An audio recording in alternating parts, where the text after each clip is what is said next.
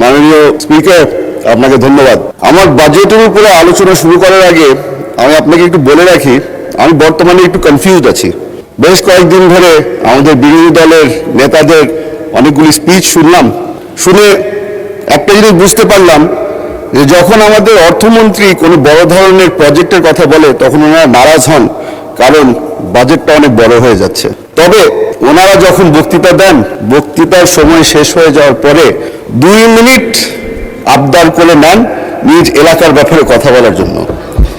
নিজ এলাকার ব্যাপারে কথা বলতে গিয়ে তারা বলেন, বেশিরভাগই বলেছে 4 লেনের রাস্তা লাগবে, 20টা ব্রিজ লাগবে, কিছু কাঁচা রাস্তা পাকা করতে হবে, সবকিছুই বলল। কথাগুলো শুনে মনে হলো, উর্দুতে একটা কথা আছে, তুম করো তো চমৎকার, হাম করে তো তাকা বললামই না। স্পিচে চলে যায় মাননীয় স্পিকার। আমার বাবা বলেছিল, a budget is a moral document for it reveals not only what a government can afford but it also chooses to value. আপনাকে আজকে বলে দিতে চাই, মাননীয় প্রধানমন্ত্রী তারেক রহমান সাহেবের সরকার আমাদের হিউম্যান রিসোর্সেস ডেভেলপমেন্টকে সবচেয়ে বেশি প্রাধান্য দিচ্ছে। সবাই ছোট ছোট করে বলে, একজনে বলে এডুকেশন, একজনে বলে হেলথ কেয়ার, সবকিছু যদি আপনি এক জায়গায় মিলিয়ে নেন তাহলে এটাকে হিউম্যান রিসোর্স ডেভেলপমেন্টই বলা হয়। এখন এই জায়গাটায় যখন আমি আসি, আমাদের টেকনিক্যাল এডুকেশনের ব্যাপারে প্রথমবারের মতো আমি শুনতে পেরেছি যে বাংলাদেশ জাতীয়তাবাদী দলের সরকার একটি বড় অঙ্কের বাজেট আমরা তৈরি করেছি এই সেক্টরের জন্য। আমি তার কারণে ধন্যবাদ জানাই মাননীয় অর্থমন্ত্রীকে। মাননীয় স্পিকার, এই বাজেটকে ডিসক্রাইব করার সময় বিরোধী দলের নেতারা এটাকে বলেছে রিস্কি, ওভার অ্যাম্বিশাস, একবার বোধহয় শুনেছিলাম একজন বলেছিল ফ্যান্সিফুল। এখন গতকালকে আলাপ আলোচনার সময় আমার পিছনে একজন আমার নিজের দলের একজন নেতা বলেছিল এটা একটা সাহসী বাজেট। এখন আপনি হয়তো শুনে সাহসী কেন বললাম, উনি বলেছিল আপনি চিন্তা করছেন, তবে আমি একটু ব্যাখ্যা দিয়ে রাখি। আমার প্রধানমন্ত্রী আইনমন্ত্রী এনেছে চট্টগ্রাম থেকে, সাহসের কমতি ওখানে কোনো সময় হয় না। আলহামদুলিল্লাহ। আইনমন্ত্রী না, অর্থমন্ত্রী। মাননীয় স্পিকার, আমি আপনার থেকে বেশি সময় নেব না, কারণ আমার নিজ এলাকারও কিছু বিষয় আপনার সামনে তুলে ধরতে চাই যেটা ন্যাশনাল ইম্পর্টেন্সের সাথে চলে আসে। আমাদের বিরোধী দলের অনেকেই বলেছে যে আমাদের ট্যাক্স কালেকশন নিয়ে অনেক জায়গায় আমাদের ঘাটতি আছে। ওনারা আমাদেরকে বারবার করে প্রবলেম দিচ্ছে, সলিউশন দিচ্ছে না। আমি আজকে ছোট একটা সলিউশন নিয়ে এসেছি। রাঙ্গুনিয়া চট্টগ্রাম 7 আসনের সবচেয়ে বড় সমস্যা বর্তমানে হচ্ছে অবৈধ বালি এক্সট্রাকশন। এটা হয়তো আমাদের এখানে সংসদ সদস্য অনেকেই আছে যাদের এলাকায় একই ধরনের সমস্যা ঘটছে। অনেকে বলেছেন আপনাকে যে এই বাজেটটা খালি প্রফিট অ্যান্ড লসের ব্যাপার না। আমি একটু প্রফিট আর লসের ব্যাপারে আসি। 2021 থেকে 2026 পর্যন্ত এই বালির ব্যবসার থেকে রাঙ্গুনিয়া একা ওখান থেকে 12 কোটি 80 লক্ষ টাকা রেভিনিউ কালেক্ট করা হয়েছে ট্যাক্সের আকারে। তবে এই বালি এক্সট্রাকশনের কারণে যে ক্ষতিটা হয়েছে, এই নদী ভাঙ্গনের কারণে আমাদের ওখানে 80 কোটি টাকার খরচ করতে হয়েছে ব্লকের মাধ্যমে এবং নদীর পার ঠিক করার কারণে। এই জিনিসটাকে যদি আমরা সলভ করতে চাই তাহলে ট্যাক্স কালেকশন আমাদের বাড়াতে হবে। বর্তমানে বিশেষজ্ঞরা বলছে 60 to 70% of all sand extracted from the river is done so illegally.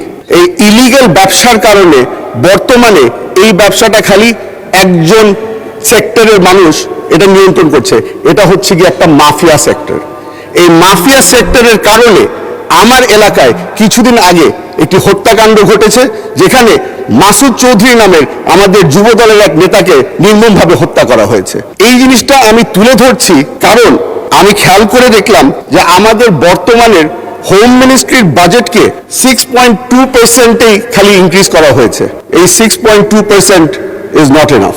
আমাদের বাংলাদেশের পুলিশকে যেভাবে করে আমরা দেখি বর্তমানে, তাদেরকে আরো শক্তিশালী করতে হবে। They have to be well equipped and well trend.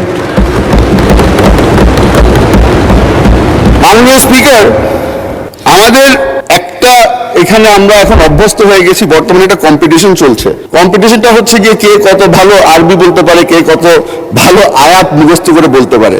আমি ব্রিটিশ বোর্ডিং স্কুলের প্রোডাক্ট, আমি হয়তো অত মুখস্থ আপনাকে আয়াত বলতে পারবো না, তবে ছোটকালে একটা প্রার্থনা আমাকে শেখানো হয়েছিল, ওটা আপনাকে শুনিয়ে দিতে চাই। Lord give me the serenity to accept the things I can't change, the courage to change the things I can, and the wisdom to know the difference.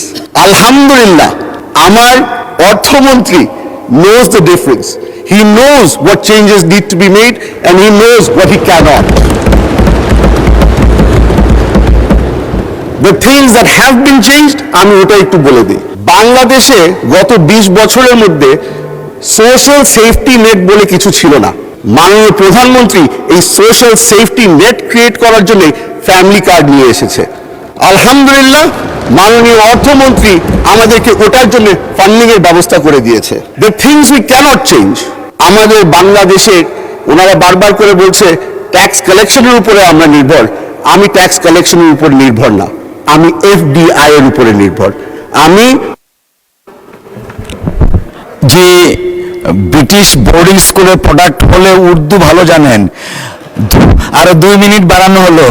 মাননীয় স্পিকার, এখানে বসে বসে অনেকখানি উর্দু শিখে ফেলেছি। মাননীয় স্পিকার, ফরেন ইনভেস্টমেন্ট আনার জন্য, ফরেন ইনভেস্টমেন্ট এর যারা যারা ইন্টারেস্টেড আছে তারা বারবার করে একটা জিনিসই খুঁজে, স্টেবিলিটি।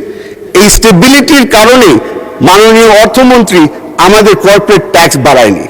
মাননীয় অর্থমন্ত্রী knows exactly where to make the change and where not to make the change. ওটার জন্য আমি ওনাকে ধন্যবাদ জানাতে চাই।